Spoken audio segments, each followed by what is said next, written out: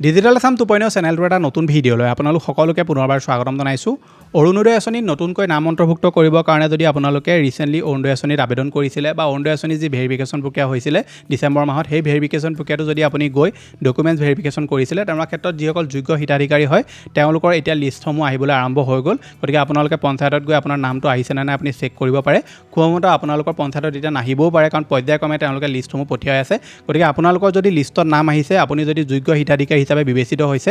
যোগ্য হিতাধিকাৰী হিচাপে বিবেচিত হোৱাৰ পিছতো কিন্তু আপোনালোকে অৰুণোদয় আঁচনি পইচা লাভ নকৰিব পাৰে মাত্ৰ দুটা ভুলৰ কাৰণে। কি হয় এই দুটা ভুল, যি দুটা আপোনালোকে ভুলতো নকৰিব আজিৰ এই ভিডিঅ'টোত আমি ডিটেইলছত আলোচনা কৰিম। আৰু এই ভুল দুটা কৰাৰ কাৰণে বহুতো অৰুণোদয় আঁচনি এনেকুৱা হিতাধিকাৰী আছে যি আঁচনিখনৰ কাৰণে যোগ্য হোৱাৰ পিছতো চৰকাৰৰ ফালৰ পৰা কোনো ধৰণৰ পইচা লাভ নকৰে। গতিকে ভিডিঅ'টো সম্পূৰ্ণভাৱে প্ৰথমৰ পৰা শেষলৈকে চাব। এতিয়ালৈকে আপুনি ভিডিঅ'টোত যদি লাইক এটা কৰা নাই ফটাফট ভিডিঅ'টোত লাইক এটা কৰি দিয়ক। চেনেলটোলৈ যদি প্ৰথম আহিছিলে ছাবস্ক্ৰাইব কৰি লওক এনেকুৱা ধৰণৰ ইনফৰ্মেটিভ ভিডিঅ' ৰেগুলাৰ চাবৰ কাৰণে। আহক এতিয়া ভিডিঅ'টো আৰম্ভ কৰোঁ। এতিয়া চাওক, অৰুণোদয় আঁচনিত যিসকল পুৰণা হিতাধিকাৰী আছে তেওঁলোকেও এইবাৰ অৰুণোদয় আঁচনিৰ আবেদন কৰিবলগীয়া হৈছে। যিসকলে নতুনকৈ আবেদন কৰিব বিচাৰিছে তেওঁলোকেও আবেদন কৰিছে, কাৰণ চৰকাৰে কৈছিলে যে অৰুণোদয় আঁচনিৰ যি পুৰণা হিতাধিকাৰী আছে তেওঁলোকে যদি আঁচনিখনৰ পৰা পইচা লাভ কৰি থকাৰ পিছত ধৰি লওক তেওঁলোকক এতিয়া চৰকাৰী চাকৰিয়াল হৈ গ'ল বা তেওঁলোকৰ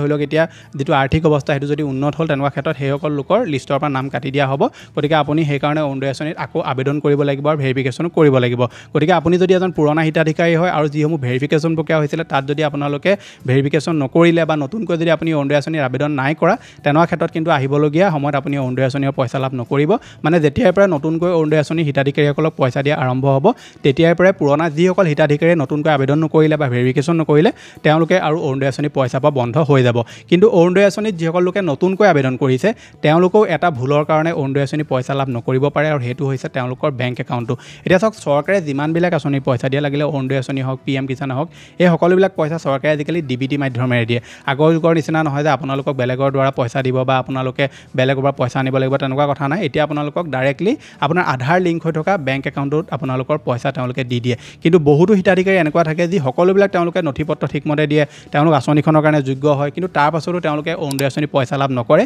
আৰু পিছত তেওঁলোকে কৈ থাকে যে আমি যোগ্য হোৱাৰ পিছতো পইচা লাভ নকৰিলোঁ। ইয়াৰ মেইন কাৰণটো হৈছে তেওঁলোকৰ যিটো বেংক একাউণ্ট আছে সেই একাউণ্টটো তেওঁলোকে আধাৰ কাৰ্ডৰ লগত লিংক কৰি নাৰাখে। আধাৰ কাৰ্ডৰ লগত লিংক কৰি নৰখাৰ কাৰণে চৰকাৰে আপোনালোকৰ পইচাটো দিব নোৱাৰে, কাৰণ চৰকাৰে আধাৰ কাৰ্ড লিংক হৈ থকা বেংক একাউণ্টতহে আপোনালোকৰ পইচা দিয়ে। গতিকে আপুনি যিটো বেংক একাউণ্ট অৰুণোদয় আঁচনি ফৰ্ম ফিল আপ কৰোঁতে দিব বা আপোনালোকে যিটো অলৰেডি আপোনালোকে একাউণ্ট দিলে সেই একাউণ্টটো যদি আপোনাৰ আধাৰ কাৰ্ডৰ লগত লিংক হৈ থকা নাই তেনেহ'লে সোনকালে আপুনি ব্ৰাঞ্চ ভিজিট কৰক। ব্ৰাঞ্চ ভিজিট কৰি আপোনালোকে আপোনাৰ যিটো আধাৰ কাৰ্ড আছে সেইটো বেংক একাউণ্টৰ লগত লিংক কৰি লওক। আধাৰ কাৰ্ড বেংক একাউণ্টৰ লগত লিংক কৰা অনলাইন প্ৰক্ৰিয়াও তেওঁলোকে আৰম্ভ কৰিছে। NPCI বুলি তেওঁলোকে এটা পৰ্টেল মুকলি কৰিছে, যিটোৰ ওপৰত মই অলৰেডি এটা ভিডিঅ' দিছিলোঁ। কিন্তু আপোনালোক যদি এজন হিতাধিকাৰী হ'বলৈ গৈ আছে বা পইচা আপোনালোকে লাভ কৰিব আঁচনি, মই আপোনালোকক ক'ম যে আপুনি বেংকত গৈ এইখিনি কাম কৰক, কাৰণ অনলাইন প্ৰক্ৰিয়াত কি হয় কেতিয়াবা লেট হৈ যায় আৰু তেনেকুৱা ক্ষেত্ৰত যদি লেট হয় আপোনালোকে পইচাৰ পৰা বঞ্চিত হ'ব লাগিব। সেইকাৰণে আপোনালোকৰ যিটো ধৰি লওক বেংকত একাউণ্ট আছে সেই ব্ৰাঞ্চটোত যাব আৰু গৈ আপুনি এখন তেওঁলোকে ফৰ্ম দিব আৰু নথি পত্ৰ দি আপোনালোকে ধুনীয়াকৈ আধাৰ কাৰ্ডটো বেংকৰ লগত লিংক কৰি ল'ব। যিটো বেংক একাউণ্টৰ লগত লিংক কৰিব সেই একাউণ্টটোতে আপোনালোকৰ অৰুণোদয় আঁচনি পইচা সোমাব আৰু যিটো আপোনালোকৰ আধাৰ কাৰ্ডৰ লগত বেংক একাউণ্ট লিংক হৈ আছে সেইটোতো আপোনাৰ যদি PM কিষাণ আপুনি পইচা পায় সেই একাউণ্টটোতে আপোনালোকৰ PM কিষাণৰ পইচাও সোমাব। কিন্তু বহুতো লোকে এই কামটো নকৰাৰ কাৰণে তেওঁলোকৰ পইচা নোসোমায়। আৰু এটা আপোনালোকে কাম কৰিব লাগিব, সেইটো হৈছে আপোনালোকৰ KYC। তো এনেকুৱা লোক আছে যাৰ ধৰি লওক বেংকৰ একাউণ্টটো তেওঁলোকে বহুত দিন KYC কৰা নাই, কাৰণ তাত তেওঁলোকে ট্ৰানজেকশ্যনো নকৰে, পইচাও তেওঁলোকৰ নোসোমায়। আৰু সেই একাউণ্টটোৱে যদি আপুনি আহি অৰুণোদয় আঁচনি দি আহি আৰু আপোনাৰ যদি KYC ফেইল হৈ আছে তেনেকুৱা ক্ষেত্ৰতো কিন্তু আপুনি পইচা নাপাব। সেইকাৰণে আপোনালোকৰ যদি একাউণ্টটোত আপুনি ইমান ট্ৰানজেকশ্যন নকৰে, পইচা ওলোৱা সোমোৱা নকৰে, সোনকালে আপুনি ব্ৰাঞ্চ ভিজিট কৰক। ব্ৰাঞ্চ ভিজিট কৰি আপোনাৰ KYC ঠিক আছে নে নাই আপুনি এবাৰ চেক কৰক। যদি KYCও ঠিক নাই তেনেকুৱা ক্ষেত্ৰতো কিন্তু আপুনি অৰুণোদয় আঁচনি যিটো পইচা সেই পইচাটো আপোনালোকে লাভ নকৰিব। বহুতো মানুহ এনেকুৱা থাকে যাৰ KYC ফেইল হৈ যায়, কাৰণ আমাৰ বেংকসমূহে আপোনাক 3-4 বছৰ মূৰে মূৰে KYC বিচাৰে, কিছুমানে তাৰ আগতো বিচাৰি দিয়ে। গতিকে আপোনালোকৰ যদি বহুত দিনৰ পৰা আপুনি একাউণ্টটো ট্ৰানজেকশ্যন কৰা নাই, ইউজ নকৰে, তেনেকুৱা ক্ষেত্ৰত KYCটো হৈ আছে নে নাই আপুনি এবাৰ চেক কৰিব। আৰু আধাৰ কাৰ্ডটো আপোনাৰ বেংক একাউণ্টৰ লগত লিংক হৈ আছে নে নাই আপুনি সেইটো এবাৰ চেক কৰিব। কেনেকৈ চেক কৰিব লাগে মই অলৰেডি ইয়াৰ ওপৰত ভিডিঅ' দি থোৱা আছে, চেনেলত আপোনালোকে লাভ কৰিব। তাৰ পিছৰ যিটো আপোনালোকে ভুল কাম নকৰিব সেইটো হৈছে আপোনাৰ যিখন ফৰ্ম আছে সেই ফৰ্মখন আপোনালোকে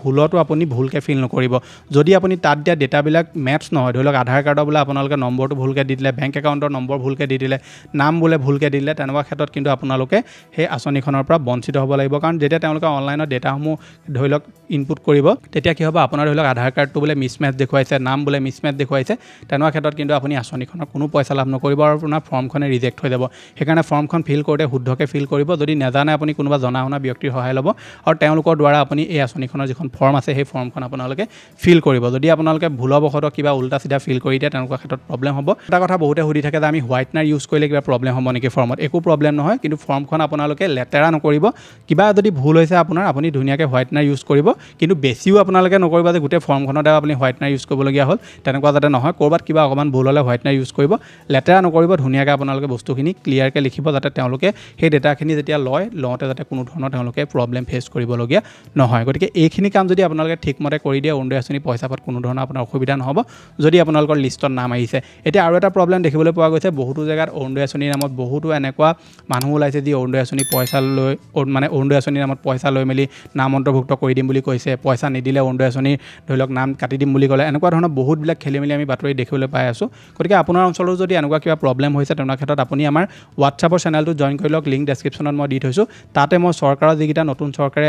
ধৰি লওক প্ৰফাইল মুকলি কৰিছে ফেচবুক আৰু ইনষ্টাগ্ৰামৰ মই সেই প্ৰফাইলকেইটাৰ লিংক দি থৈছোঁ তাত গৈ মেলি আপুনি ডাইৰেক্টলি চৰকাৰক আপোনালোকে ইয়াৰ ওপৰত কমপ্লেইন দিব পাৰিব প্ৰুফ সহকাৰে আপুনি কমপ্লেইন দি দিব বা কমেণ্ট কৰিব বা DM তেওঁলোকক কৰি দিব আৰু তাৰ ওপৰত তেওঁলোকে তদন্তও কৰিব গতিকে আপোনালোকৰ অঞ্চলত যদি কোনোবাই পইচা লৈ আছে কিবা লৈ আছে ভুলতো আপুনি পইচা নিদিব চৰকাৰৰ সকলোবিলাক আঁচনি চৰকাৰে ফ্ৰীকৈ দিয়ে তাত আপুনি কোনো পইচা দিয়াৰ প্ৰয়োজন নাই কেৱল জেৰক্সৰ কাৰণে কিবা কাৰণেহে পইচা দিব বাকী সকলোবিলাক তেওঁলোকে ফ্ৰীকৈ দিয়ে আপুনি যদি আঁচনিখনৰ কাৰণে যোগ্য হয় নিশ্চয় আপোনালোকে পইচা লাভ কৰিব আৰু যোগ্য নহ'লে আপুনি সেইখন আঁচনিৰ পৰা কোনো কাৰণত পইচা লাভ নকৰে কিন্তু কোনোবাই যদি আপোনাক আঁচনিখনৰ পৰা পইচা লৈ নাম ভৰাই দিম বুলি কৈছে ভুলতো নিদিব আৰু কোনোবাই যদি পইচা দি নাম ভৰোৱা দেখিছে যি আঁচনিখনৰ যোগ্য নহয় তেওঁলোকৰ কাৰণেও আপোনালোকে কমপ্লেইন কৰিব পাৰে এইকেইটা আপোনালোকে প্ৰফাইলত গৈ গতিকে এইসমূহ সুবিধা আপোনালোকে গ্ৰহণ কৰিব ইয়াৰ ওপৰত মই এটা ডিটেইলছত ভিডিঅ' বনাই থোৱা আছে সেই ভিডিঅ'টো আপোনালোকে চাব পাৰে এতিয়া ফ্ৰড কেৱল অৰুণোদয় আঁচনি PM কিষাণতে নহয় আপোনাৰ এণ্ড্ৰইড ফোনটোতো হ'ব পাৰে যদি আপোনাৰ এণ্ড্ৰইড ফোন আছে তেনেহ'লে এই ভিডিঅ'টো আপোনালোকে এবাৰ চেক আউট কৰক এনেকুৱা এটা ইনফৰ্মেশ্যন এই ভিডিঅ'টো দি থোৱা আছে যিটোৰ বিষয়ে আপুনি নাজানিলে